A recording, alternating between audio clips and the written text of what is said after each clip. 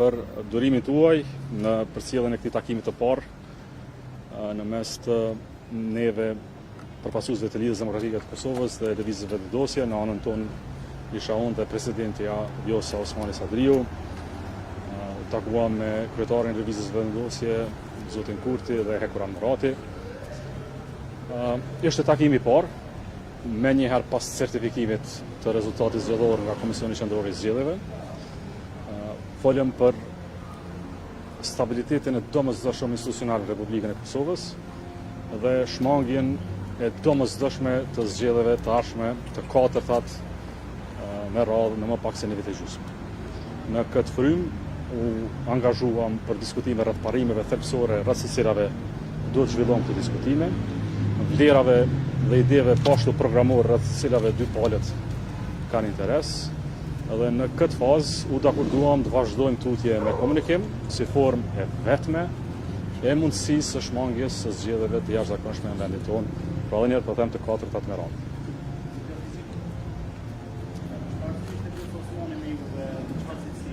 Ishte bartse e listës së Lidhjes Demokratike të Kosovës. Edhe ai të gatshëm me bën president konsensual për me televizonin Osmani nga Barë. Ne diskutuam për parimet rreth së cilave duhet të akordohemi. Dhe këto parime për ne, për LDK-n, janë të qarta. Ato kërkojnë jo vetëm stabilitet institucional që nga tash, për një kohë të gjatë dhe qëndrueshme, pra për të shmangur zgjedhjet, por dhe kërkojnë të domosdoshmen, balancën demokratike, në cilën balancë gjitha palët kontribuojnë me vetdijet plot për t'i ofruar vendit institucione qëndrueshme, jo vetëm kontrolluese ndaj njëra tjetrës, por kontribuese ndaj një vlere të përbashkët që mund ta kemi. Apo ne do të kushte për bashkëpunim me Lëvizjen Vetëvendosje dhe nëse po të flasim me konkretisht dhe po se këtë do jo, atë do të thonë se kandidate të Lidhjes Demokratike të Kosovës. Ne po flasim në këtë fazë për parimet dhe vlerat për të cilave duhet diskutojmë dhe të vazhdojmë diskutime tutje në këtë fazë. Di që keni interese për të marrë vesh detajet cilat ne ende si kemi definuar.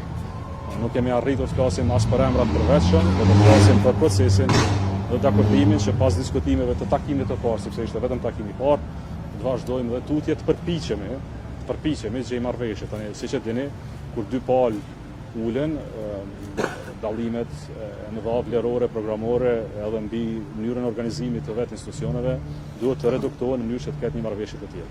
Në këtë takim e parë, apo parimet që i ka vendosur DVK-ja, apo do të vazhdojë përsëri në takimin e dytë të flitet për këto parime. Nëse është pajtuar, atëherë çka bëjmë me diskutimin e takimit? Po bëjmë përpjekje të definojmë këto parime, ende nuk i kemi definuara, po të kishim definuara do të dilni me komunikim të tillë, se tani po flasim për parime të dakorduara, po punojmë në një takim të vetëm. Ishte pa mjaftueshme të trajtojmë gjitha çështjet, por ishte një hap i mirë, i mbar drejt hapjes kapitujve të tjerë takuese diskutues në ditën e dijem. Ju kujtoj edhe një herë, i kemi 30 ditë kohë për thirrjen e seancës së kuvendit të Republikës dhe më pas i kemi edhe 60 ditë kohë për zgjedhjen e presidentit. Por e rëndësishme është që po flasim para se të mirren ose të nisen hapat të njëanshëm të formimit të institucioneve dhe kjo jep shpresë. Zoti ja që sa vonë të grupit parlamentar të LDK-s keni në vend për çfarë do lloj marrëveshje qoftë të bashkëlëvizjes? Për marrëveshje në cilën LDK-ja nuk dihet e përfaqësuar ose nuk ndihen që vlerat e saj po tregon s'kemi asnjë vot, as votën time. Pra, për një marrëveshje të mirë për Republikën e Kosovës dhe për stabilitetin institucional dhe për shmangjen e zgjedhjeve, LDK-ja flet si tërësi unike. Kjo është për disa deputet të LDK-s nuk vinë mbledhjet e kryesisë, zoti Abdicikua keni votat e tyre në. Natyrisht unë flas në emër të gjithë deputetëve, por s'mund të flas për asgjë përderisa s'kemi marrëveshje. Po duhet parë se çfarë është marrëveshja. Më pas t'ja drejtojmë këtë marrëveshje eventuale, nëse ka marrëveshje, organeve partijake dhe deputetëve të partive. Kjo ndodh dyanshëm. Përderisa s'ka marrëveshje, s'mund të flasim as për pranim e as për refuzim, sepse s'kemi ende marrëveshje. Po ende nuk jemi në fazën që kemi thënë sot këtu arretë marrëveshje e tani të shohim sa është realizueshme kjo marrëveshje. Nuk jemi në atë fazë, na duhet kohë matutje, po përpiqemi me vullnet mirë që të arrijmë në një gjendje të tillë. Besoj që sa më parë më mirë, ende nuk e kemi caktuar, i dham kohë njëri tjetrit të diskutojmë e vazhdojmë tutje me përpjekje. Nga viziku, a jeni të gatshëm të kalkuloni me poste, për shembull vjen e kaluar që kryeministri të tha që janë jashtë postit të parlamentarit. Disa ministri juve zëvendës kryeministri, ministri kështu me radhë. A janë në kalkulime këto?